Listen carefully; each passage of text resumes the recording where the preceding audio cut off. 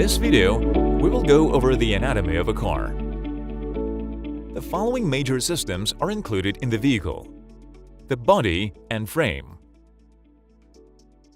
the engine, the transmission, suspension systems, wheels and tires, control systems, electrical systems.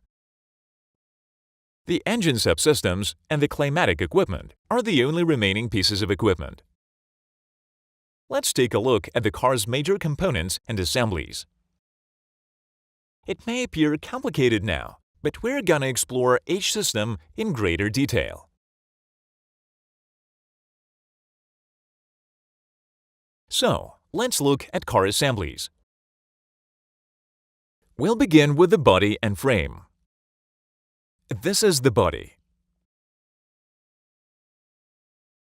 It provides space for the driver, passengers, and cargo. This is the body together with all auxiliaries and decorative elements. Next comes the frame. It is the main supporting structure to which all other components are attached.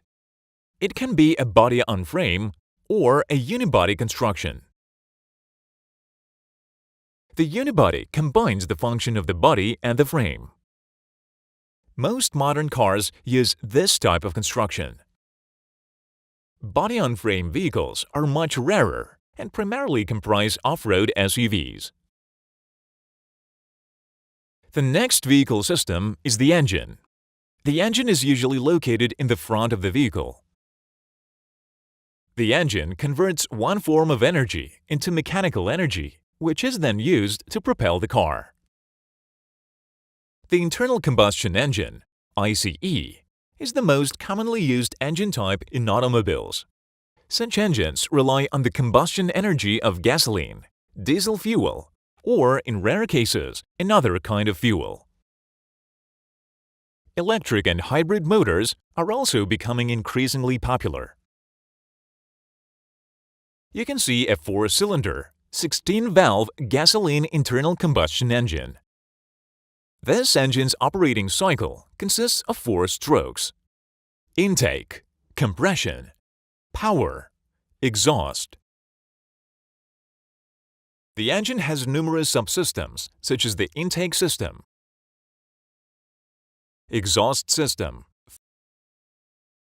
fuel supply system, cooling system, and others. The internal combustion engine generates mechanical work, and the torque is then transferred to the transmission system via a flywheel. The transmission is the device that connects the engine to the drive wheels. It transfers, changes, and distributes torque to the drive wheels. Transmissions are classified based on the type of gearbox. The manual gearbox requires the driver to select and change gears by using a gear shift lever and a clutch pedal. In case of the automatic gearbox, to travel forwards, the driver only needs to shift the selector into the drive mode. Further gear changes do not necessitate driver intervention. The type of wheel drive is another significant distinction between transmission systems. You can now see a vehicle with front-wheel drive. Depending on the type of wheel drive, transmissions can have a variety of structures and compositions. A front-wheel drive manual transmission includes the following components: the clutch, manual gearbox, final drive and differential, and axle shafts. The clutch, final drive, and differential are all contained within the same housing as the gearbox. Now we can see how the engine and the transmission interact.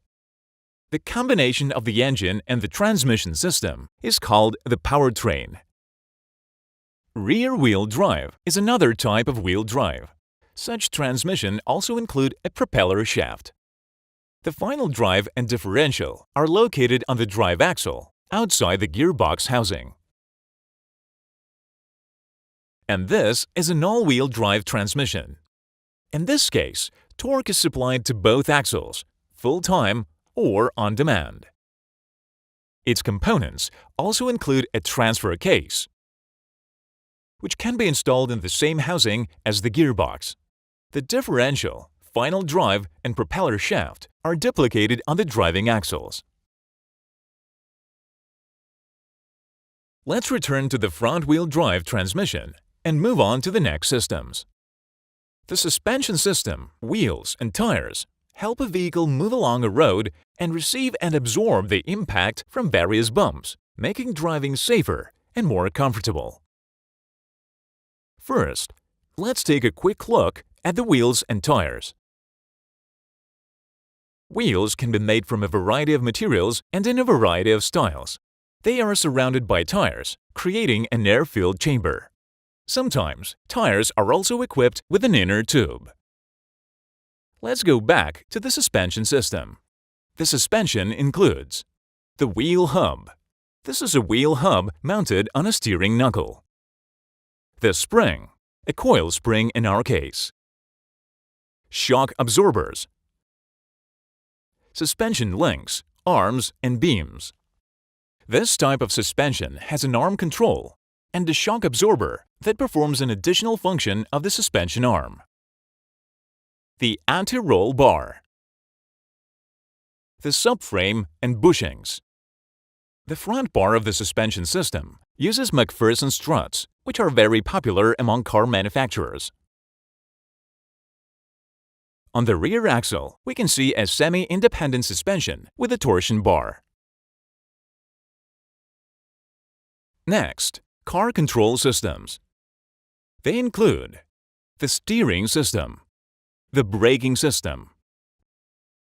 In this section, it would also be appropriate to review engine and transmission controls.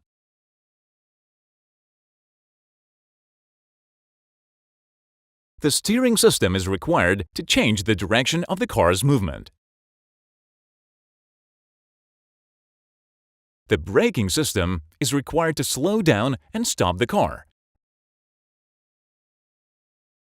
as well as to keep it in place. Engine control is used to alter the engine torque. This is an obsolete model with a mechanical throttle valve. Transmission control is required to temporarily disconnect the engine and the transmission and select the desired gear or the desired gearbox mode.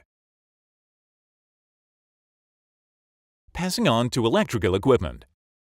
Modern vehicles are inconceivable without electrical equipment. It stores, generates, transmits, and consumes electricity. An electrical equipment within a vehicle can be classified into a few categories: power sources, power consumers, electrical wiring, auxiliary elements. Power sources are the battery and the generator. Power consumers include various appliances that require electricity to operate, such as headlights, the starter motor, the engine control unit, and others. Electrical wiring connects various components of the electrical system. Auxiliary elements include relay and fuse boxes, as well as various buttons and switches. This concludes our review of the basic car components. If you want to learn more about the car's structure, see our next videos. Bye everyone!